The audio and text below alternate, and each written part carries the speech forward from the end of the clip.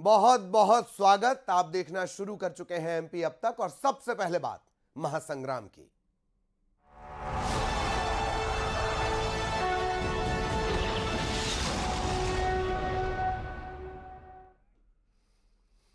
तो महासंग्राम की सबसे पहली खबर कांग्रेस से जुड़ी हुई। मध्य प्रदेश को लेकर कांग्रेस सीईसी की बैठक दिल्ली में हुई और 60 सीटों पर इस दौरान मंथन हुआ।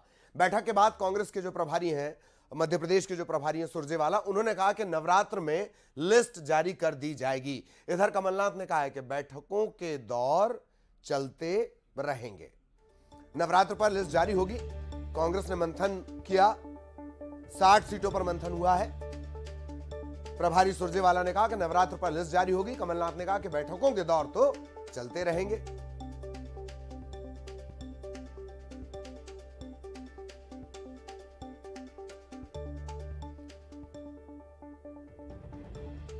लिस्ट पर चर्चा हुई है।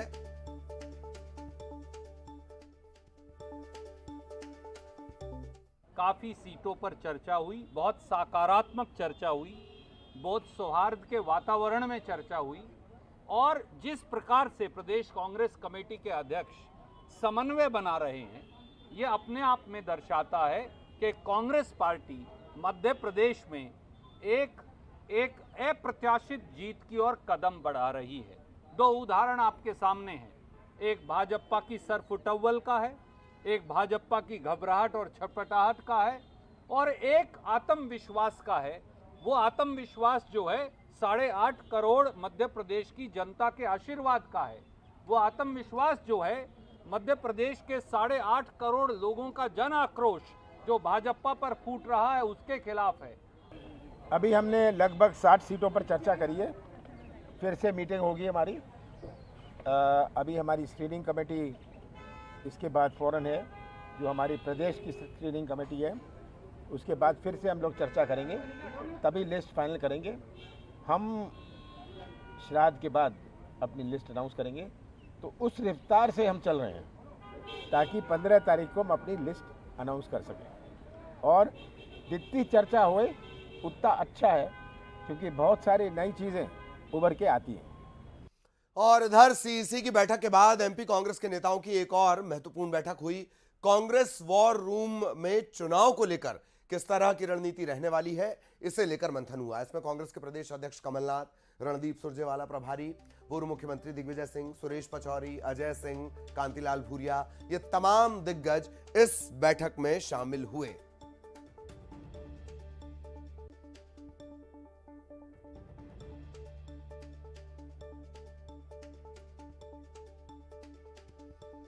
और कांग्रेस के इस बैठक को लेकर कांतिलाल भूरिया ने बयान दिया। उनका कहना था कि किसी भी सीट को लेकर कहीं कोई विवाद नहीं है। आम राय से किसी भी प्रत्याशी का नाम तय किया जा रहा है। जहां पैनल है उसका हल कमलनाथ और राहुल गांधी निकालेंगे।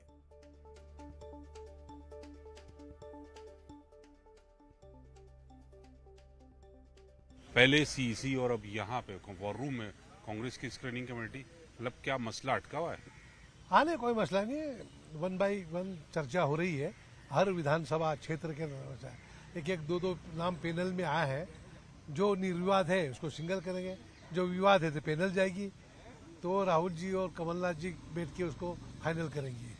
तो अब इसका मतलब सीईसी नहीं होगी, यहाँ से सीईसी नहीं होगी। जो स्क्रीनिंग कमेटी का फैसला होगा उस पर अंतिम मोहर राहुल गांधी की राहुल जी लगाएंगे, बिल्कुल। कब तक उम्मीद है सर इस फैसले की? अभी तो टाइम है, अभी तो स्वराज पक्ष चल रहा है 15 के बाद। तो वो तो लिस्ट आ जाएगी 15 को तो सर। नहीं, 15 के बाद ही जारी होगी। स्वराज पक्ष में नहीं करेंगे, वो बीजेपी वाले करके फंस गए हैं।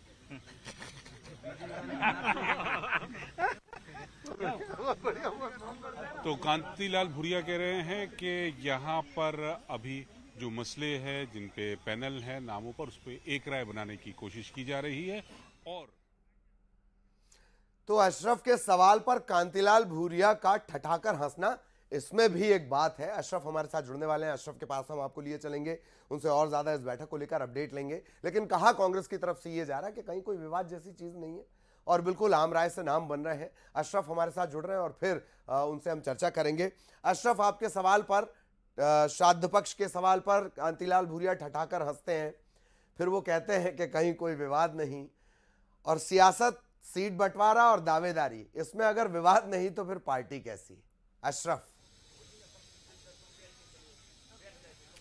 ललित, यही एक राजनीति का रंग है ये भी, और उनकी हंसी में बहुत कुछ छुपा था।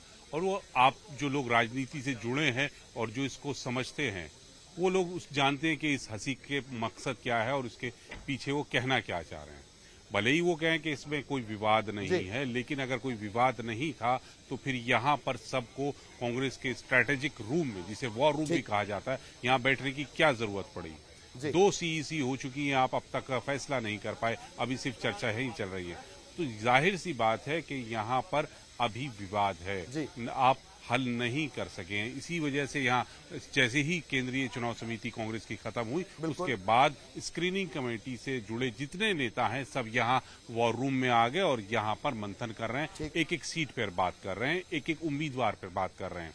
कमलनाथ थे, वो 1-1.5 घंटा रहे, उसके बाद वो चले गए, बाकी नेता यहाँ आए। तो अभी जो कोशिश की जा रही, जैसा कांतिलाल भूरिया ने भी कहा जाते हुए कि एक राय बनाने की बात की जा रही है कि किसी तरह से एक राय बन जाए, किसी एक नाम पर सहमति बन जाए, उसके बाद जो नाम तय होंगे यहाँ इस बैठक में, स्क्रीनिंग में, वो राहुल गांधी के पास वाया कमलनाथ होते हुए जाएंगे। जी ललित। जी, बहुत बहुत शुक्रिया अशरफ आपका इस तमाम जानकारी के लिए। सहयोगी अशरफ विस्तार से जानकारी दे रहे थे। तो अभी जो वक्त लगना है उसका भी एक अंदाजा मोटा मोटी आपको हो गया होगा। इधर शिवराज सिंह चौहान गोविंदपुरा इलाके पहुंचे हुए थे। रोड शो के बाद उन्होंने सभा को संबोधित किया। मतलब मुख्यमंत्री एकदम लगे हुए हैं, तस्वीरें आप मेरे पीछे देख पा रहे हैं। सीएम ने कहा कि बेटे और बेटियों में कभी फर्क नहीं किया, बहनों की जिंदगी बदलनी, इस भावना के साथ सरकार चलाई। गोविंदपुरा से कृष्णा गौर को बीजेपी ने मैदान में उतारा है। पूर्व सीएम बाबूलाल गौर की बहू है कृष्णा गौर। 2018 में इसी सीट से उन्होंने जीत दर्ज की थी। गोविंदपुरा इलाके को बीजेपी का गढ़ माना जाता है। यहीं पर आज पहुंचे हुए थे मुख्यमंत्री शिवराज सिंह चौहान। मैंने कोई बहनों में भेद नहीं किया, जाति का भेद नहीं, धर्म का भेद नहीं। बहनें तो बहनें हैं, बहनों में क्या भेद करना। मेरी हर बहन आगे बढ़े, आबाद हो, उनके बच्चे सुखी रहे, उनके आंखों में आंसू ना रहे, उनके चेहरे पर मुस्कुराहट आए और उनके सारे दुख और दर्द भाई पी जाए। हमने ये भावना करके सरकार चलाई। इन सब के बीच एक बड़ा घटनाक्रम यह भी हुआ कि मैहर के जो विधायक है नारायण त्रिपाठी, उन्होंने विधायकी और बीजेपी दोनों से इस्तीफा दे दिया है। उन्होंने कहा कि आगे की रणनीति जल्द बनेगी। अटकलें यह भी लगाई जा रही हैं, कहा यह भी जा रहा है कि वो जल्द ही कांग्रेस में जा सकते हैं। त्रिपाठी को लेकर यह बातें कही जा रही हैं। नारायण त्रिपाठी इस्तीफा दे चुके हैं।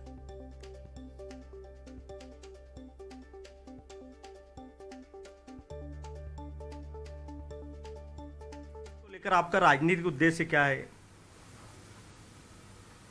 बिंद का पुनर्निर्माण कराना, बिंद के बाल बच्चों को बेहतर भविष्य बनाना, बिंद में राम राज्य की स्थापना करना।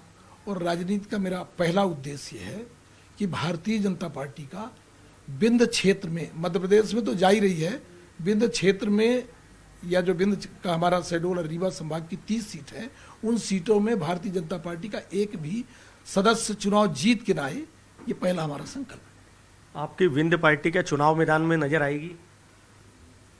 इस विषय में फिर बोला कि मैहर में जाने के बाद ही तय कर पाऊंगा, इसलिए कि मैहर के बिना मैं कुछ फैसला कर नहीं पाऊंगा। 16 को जाऊंगा, 16 की शाम को वहां जाने के बाद जो जो सवाल करेंगे, एक एक सवाल का जवाब दूंगा। और नारायण त्रिपाठी के भाजपा छोड़ने पर कांग्रेस को मौका मिल गया। कांग्रेस मीडिया विभाग के अध्यक्ष हैं के मिश्रा। उनका कहना है कि कोई भी स्वाभिमानी नेता अब बीजेपी में नहीं रहेगा। उनका तो यह भी दावा है कि अभी कई और नेता भाजपा छोड़ देंगे। हालांकि नारायण त्रिपाठी के कांग्रेस में शामिल होने के सवाल पर वो कुछ बचते नजर आए। समझदार आदमी जिसमें कुछ सम्मान और विचार शेष है, वह भारतीय जनता पार्टी में नहीं रह सकता है। जो भी स्वाभिमानी हैं, इज्जतदार हैं, वो भारतीय जनता पार्टी के फरेब और छल से बाहर निकलना चाह रहे हैं। उसमें आदरणीय नारायण त्रिपाठी जी भी एक हैं, और अभी आगे आगे देखिए और कितने निकलते हैं। इधर आदर्श आचार संहिता लागू होने के बाद बीजेपी और कांग्रेस दोनों के जो विधि प्रकोष्ठ के सिपाही हैं, वो चुनावी रैलियों पर नजर जमाए बैठे हैं। इसी के तहत बीजेपी के विधि प्रकोष्ठ ने कांग्रेस की महासचिव प्रियंका गांधी पर आदर्श आचार संहिता के उल्लंघन को लेकर चुनाव आयोग में शिकायत दर्ज करवाई है। इस मामले में आयोग ने शिकायत दर्ज कर पड़ताल शुरू कर दी है। दरअसल 12 अक्टूबर को मंडला पहुंची हुई थी कांग्रेस महासचिव प्रियंका गांधी। उन्होंने इस बात का ऐलान किया कि 500 से 1500 रुपए तक बच्चों को दिए जाएंगे। 1 करोड़ विद्यार्थियों के मुफ्त पढ़ने का भी मंच से ऐलान किया। इस बयान को की शिकायत विधि प्रकोष्ठ ने, भाजपा विधि प्रकोष्ठ ने चुनाव आयोग दिल्ली तक पहुंचाया है।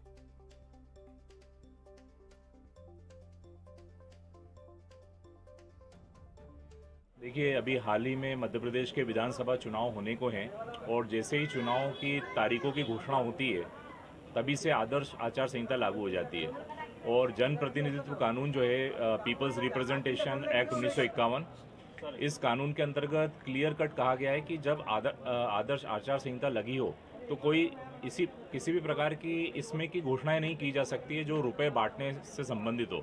कल दिनांक 12 अक्टूबर को कांग्रेस की महासचिव श्रीमती प्रियंका गांधी ने मंडला जिले में जिस प्रकार से बच्चों के लिए घोषणाएं की कि 1000 रुपये देंगे या 1500 रुपये दिए जाएंगे, तो ये जो घोषणा है ये सीधे सीधे मतदाताओं को प्रलोभित करने की घोषणाएं हैं और ये सीधे सीधे और स्पष्ट रूप से आदर्श आचार संहिता का उल्लंघन है और मध्य प्रदेश प्रतिनिधित्व कानून का भी उल्लंघन है। इस वजह से मेरे द्वारा एक शिकायत अभी प्रेषित की गई थी चुनाव आयोग नई दिल्ली को निर्वाचन सदन में और वह मामला दर्ज हुआ है और जांच प्रारंभ कर दी गई है। और अब खबर शिवपुरी से, जहां पिछोर से बीजेपी उम्मीदवार प्रीतम सिंह लोधी की मुश्किलें बढ़ सकती हैं। इनके खिलाफ चुनाव आयोग में शिकायत दर्ज की गई है। आपराधिक मामलों को लेकर शिकायत की गई है। इसके बाद चुनाव आयोग ने जिला कलेक्टर को पत्र भेजकर एक रिपोर्ट तलब की है। जिला निर्वाचन अधिकारी ग्वालियर को भी पत्र भेजकर जानकारी मांगी गई है। प्रीतम के चुनाव लड़ने से अयोग्य घोषित होने का खतरा उन पर मंडराने लगा है।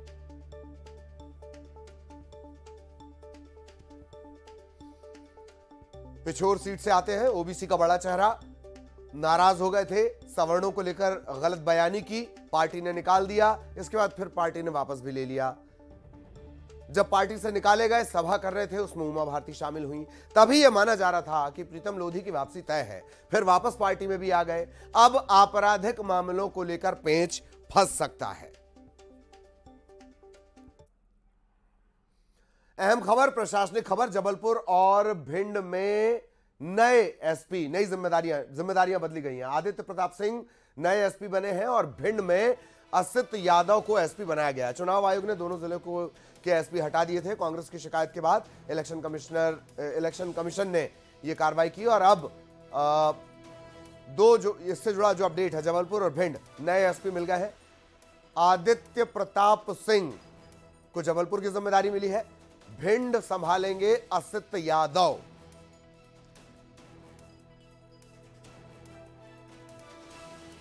बड़ा प्रशासनिक अपडेट, जबलपुर भिंड में तब्दीली, जबलपुर और भिंड में एसपी बदले गए। भिंड संभालेंगे असित यादव, जबलपुर की जिम्मेदारी आदित्य प्रताप सिंह को।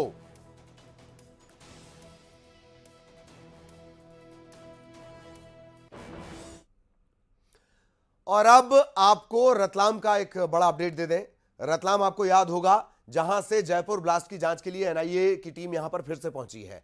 आरोपियों के परिजनों और करीबियों से पूछताछ के लिए उन्हें नोटिस जारी किया गया है। 12 से ज्यादा लोगों से पूछताछ की जा रही है। आपको याद दिला दें, 7 आरोपी अब तक इस मामले में गिरफ्तार किए जा चुके हैं। राजस्थान के निम्बाहेड़ा में चेकिंग हो रही थी, संदिग्ध पाउडर मिला।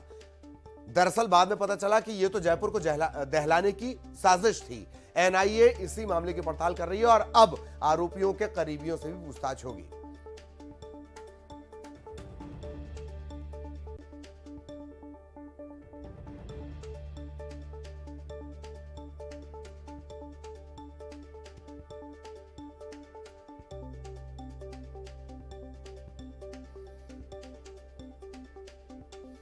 और अब खबर रतलाम से, जहां कार में आग लग गई। अच्छी बात यह कि इस हादसे में किसी तरह की कोई जनहानि नहीं हुई है। बीमा हॉस्पिटल के पास की यह घटना है। दमकल मौके पर पहुंची और आग पर काबू पा लिया गया। स्टेशन रोड थाना क्षेत्र का यह पूरा मामला।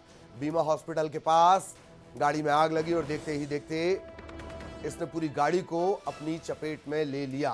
आग भड़कती चली गई। अच्छी बात यह कि किसी तरह की जनहानि नहीं हुई। आग की वजह साफ नहीं हो पाई है। स्टेशन रोड का यह पूरा मामला है।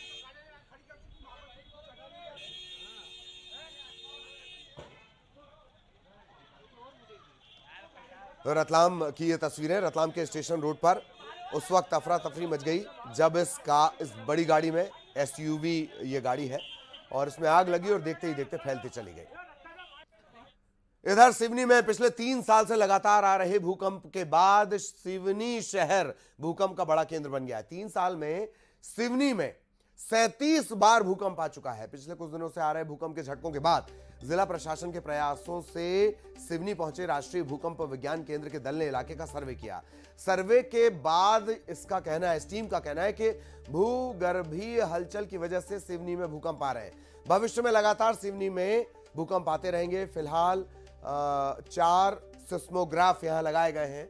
भूकंप की घटनाओं की मॉनिटरिंग होगी।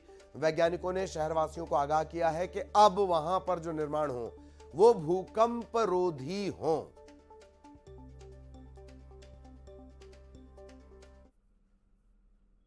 भूकंप केंद्र वेधशाला लगाया गया है, जिसकी डेटा कंटिन्यूअस 24.7 हमारे दिल्ली केंद्र को जा रही है कि सिवनी के क्षेत्र के आसपास दरारें हैं, ऊर्जा के माध्यम से रिलीज करती है और रीएडजस्टमेंट करती है, जिसकी वजह से छोटी छोटी भूकंप की घटनाएं यहाँ पर देखी गई।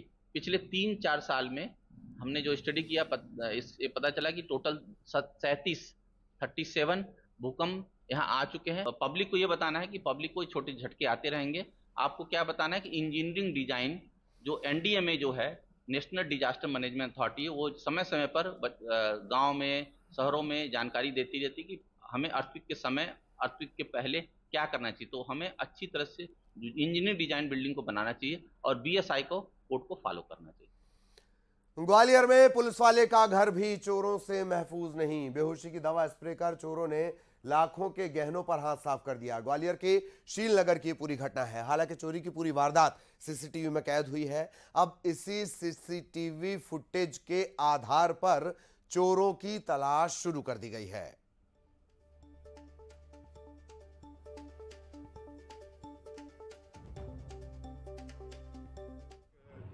कर्मचारी है, उसके यहाँ पर इस प्रकार की चोरी हुई है और उसमें सीसीटीवी कैमरे वगैरह सब करके कार्रवाई की जाएगी। इस पर कुछ स्प्रे करने की बात कही है। हाँ, इस पर स्प्रे यूज किया गया है। इधर खंडवा में किशोर कुमार की पुण्यतिथि पर बड़ी संख्या में उनके फैंस यहां पर पहुंचे। उनकी समाधि पर दूध जलेबी का भोग लगाया। ये सबसे ज्यादा फेवरेट था किशोर कुमार का। वहीं उनके प्रशंसकों ने सुरों के साथ उन्हें श्रद्धांजलि दी। मध्य प्रदेश के साथ साथ गुजरात, उत्तर प्रदेश, मुंबई में भी उनके प्रशंसक आए। मुंबई से भी उनके प्रशंसक आए और एक तरह से मेला लग गया। एक प्रशंसक ने किशोर दा के नाम एक पुस्तक लिखी है और इसका विमोचन भी किशोर दा की समाधि के पर किया गया। आपको बता दें, किशोर कुमार की पुण्यतिथि पर मध्य प्रदेश सरकार हर साल राष्ट्रीय किशोर अलंकरण सम्मान समारोह आयोजित करती है। इस बार ये सम्मान एक्टर धर्मेंद्र को दिया जाने वाला था, लेकिन चुनावी आचार संहिता के चलते खंडवा में होने वाला ये सम्मान समारोह स्थगित कर दिया गया।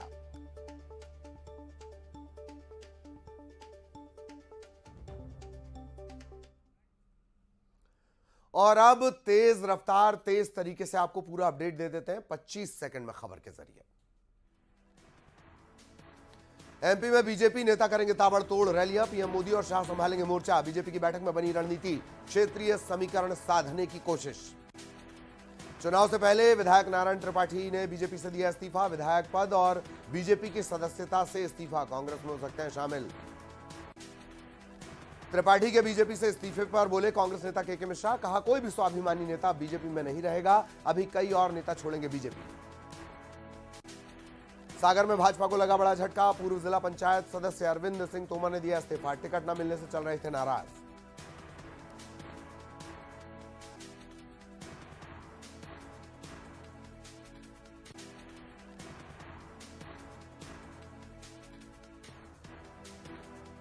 तो लगातार बैठकों के सिलसिले और ये लगातार चल रहे हैं। और इसी के साथ इस बुलेटिन में इतना ही, लेकिन आगे जरूर देखिए छत्तीसगढ़ का सबसे फेवरेट बुलेटिन। पंकज जी, कई राज्य आप लगातार घूम रहे होंगे। हाँ, लेकिन रथ यात्रा पहली बार कर रहा हूँ। बीजेपी ने अपनी लिस्ट जारी कर दी है, कांग्रेस के एक भी उम्मीदवार का नाम नहीं आया। नकल कर रहे हैं हमारी कर्नाटक वाली। छत्तीसगढ़ में अब चुनाव होने जा रहे हैं, कौन से बड़े मुद्दे होंगे आप लोगों को लग रहा है? हम तो अपना बही खाता खोलकर बैठे हुए कि आइए देख लीजिए, ये कहा था, इससे बढ़कर किया, कम नहीं।